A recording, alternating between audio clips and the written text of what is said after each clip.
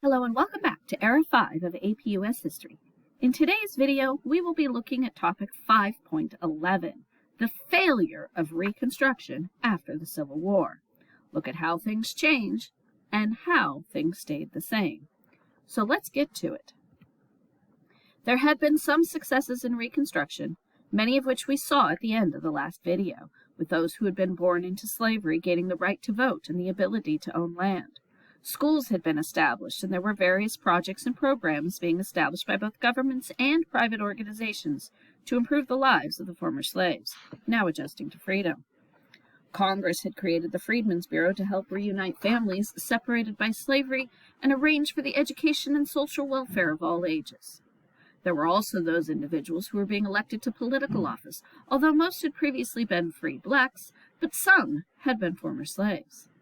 But despite these gains, Southern whites were actively trying to create societal conditions that mimicked pre-Civil War slavery and segregation as closely as possible.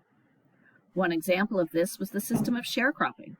The Southern states were still largely agricultural, and most Southern blacks had skills best suited to the plantation. By the early 1870s, sharecropping became the dominant way for the poor to earn a living. And since cash was often not accessible by landowners, this was a way for them to find employees without having to directly pay them. Landowning whites allowed poor whites and blacks to work land in exchange for a share of the harvest. But to gain access to this form of employment, they had to sign a complicated contract that imposed many requirements and restrictions, even binding them perpetually to a particular plantation until all debts were fully paid. The landlord would sometimes provide food, seed, tools, and shelter, but more commonly would only sell these items to their laborers, often at excessive prices or with high interest. So sharecroppers often found themselves in debt, and when the harvest came, if the debt exceeded harvest revenues, the sharecropper remained bound to the landowner through the next planting season. In many ways, this system resembled slavery, although poor whites often found themselves victims of this system as well. Many whites resented and rejected the changes taking place around them. Taxes were high, the economy was stagnant, and corruption ran rampant. Carpetbaggers and scalawags made matters worse. Carpetbaggers were Northerners who saw the shattered South as a chance to get rich quickly by seizing political office, now barred from the old order. After the war, these Yankees packed old-fashioned traveling bags, called carpetbags, hence their name, and rushed south. Scalawags were the Southern whites who allied themselves with the carpetbaggers and took advantage of the political openings. This was the situation in which this second societal condition was recreated by Southern whites. It was a system of white supremacy throughout Southern society. The Constitution may have granted citizenship to former slaves and free blacks, but Southerners were determined not to accept them as equals. It was in this era of hatred and fear that groups like the Ku Klux Klan, the Knights of the White Camellia, and the White Brotherhood were born. They are all supremacy groups who aimed at controlling African Americans through violence and intimidation. Their reign of terror was aimed at both local Republican leaders as well as at blacks seeking to assert their new political rights. Massacres, lynching, rape, pillaging, and terror were common. In essence, these groups were paramilitary forces serving all of those who wanted white supremacy. And it was not only ex-Confederate soldiers and poor whites who were members. Ministers, merchants, military officers, and other professionals donned hoods, burned crosses, and murdered those who interfered with their vision. Unable to protect themselves, Southern blacks and Republicans looked to Washington for protection. And there were some efforts on the part of the national government to help. Congress passed a series of laws in the early 1870s, generally called the Enforcement Acts.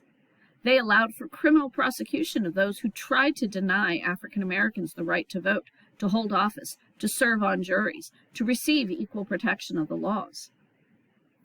These laws also allowed the federal government to intervene when states did not act to protect these rights.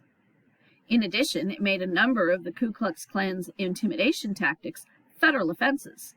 It authorized the president to call out the militia to suppress conspiracies against the operation of the federal government, and prohibited those suspected of complicity in such conspiracies to serve on juries related to the Klan's activities.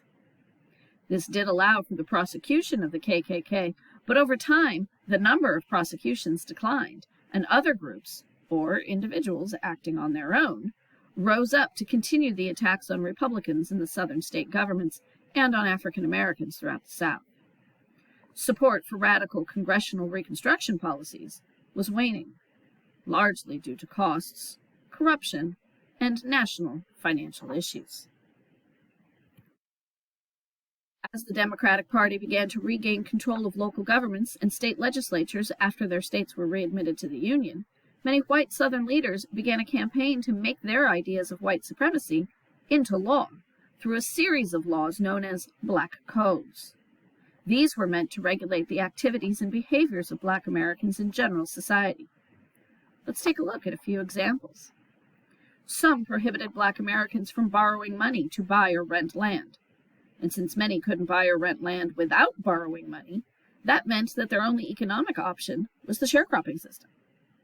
These codes also included vagrancy laws that criminalized those who were out of work or who were not working a job that was recognized as such by whites.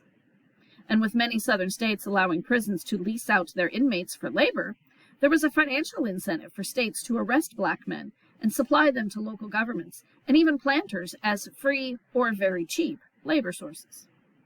Some states placed restrictions on the rights of Blacks to bear arms, claiming imminent insurrection.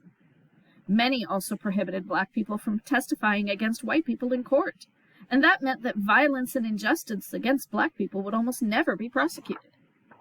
And some states even placed restrictions on family relationships and marriage.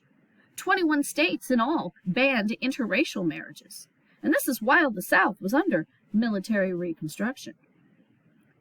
And so that brings us to the end of Reconstruction itself. The reason it ended was because of the highly contested election of 1876.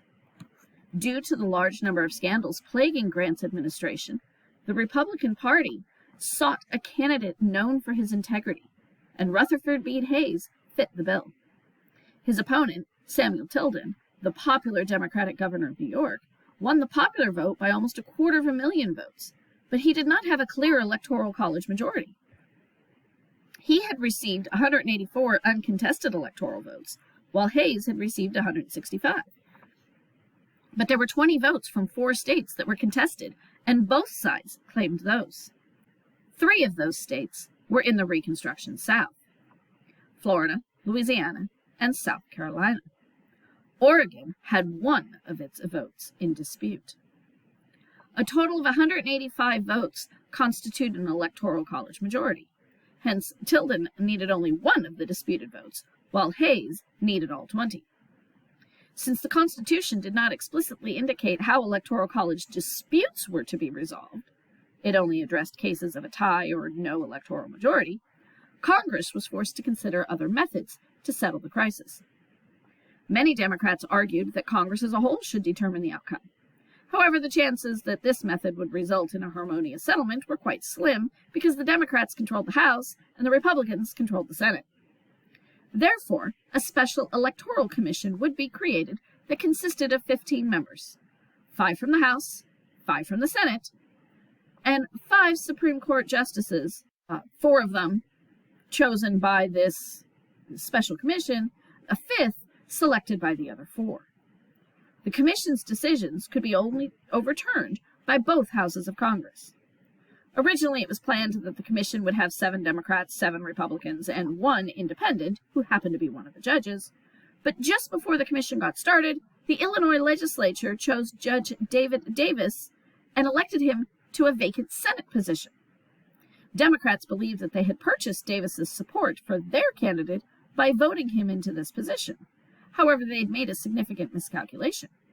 Instead of staying on the Supreme Court so he could serve on the commission, he promptly resigned as a justice in order to take up his Senate seat. But you still needed 5 judges, and the only other judges available to fill that vacancy were all Republicans. So the Republican-biased Electoral Commission awarded all 20 electoral votes to the Republican Hayes, meaning he won by just 1 electoral vote. Since the House and the Senate together could challenge the commission's decision, the Democratic-controlled House began a furious debate about challenging the results.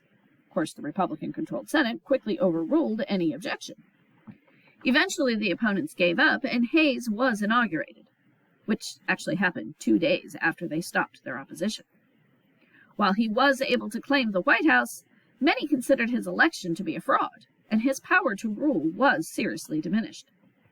Not long after he took office, Hayes withdrew all federal troops from the South, leading some to believe that some sort of secret deal had been worked out, whereby Democrats dropped their opposition to Hayes's election in exchange for an end to Reconstruction in the South, an arrangement referred to as the Compromise of 1877. Regardless if an actual agreement took place or not, the Democratic governments of the Southern states relatively quickly returned to power, and those who had been emancipated from slavery began finding the New World looking a whole lot like the Old World. Began an era known as Jim Crow. It was an extension of the Black Codes and accomplished much the same thing, but it went even further. Instead of just returning whites to power, it set up a system of racial segregation that lasted until the Civil Rights Movement challenged the status quo in the mid-20th century. African Americans who challenged this white supremacy were faced with beatings and lynchings. Poll taxes, violence at the ballot box, and literacy tests kept African Americans from voting, sidestepping the 15th Amendment. And the Supreme Court was of little help. Several decisions weakened the rights guaranteed by the 14th and 15th Amendments, such as the Slaughterhouse cases of 1873, which limited the 14th Amendment's Privileges and Immunities Clause to only be applied to rights pertaining to federal citizenship, not state citizenship, effectively allowing states the right to discriminate. There were also the civil rights cases of 1883, which held that the 13th and 14th Amendment did not give Congress the power to outlaw discrimination by private individuals. And part of this decision is actually still valid precedent today. And of course, there was the 1896 case of Plessy v. Ferguson, which established the doctrine of separate but equal, allowing racially segregated facilities to exist. But the court was not unanimous in its attempts to restrict the rights of African Americans. Justice John Marshall Harlan, who had actually been born into a prominent slaveholding family, wrote dissents in the last 2 cases, voting to uphold federal regulations and to protect the rights of African Americans, a tradition his grandson would follow when he was on the Supreme Court in the 1950s and 60s. Well, that's what you need to know about topic 5.11, the failure of Reconstruction. Be sure to keep up with your reading, and I'll catch you in the next video.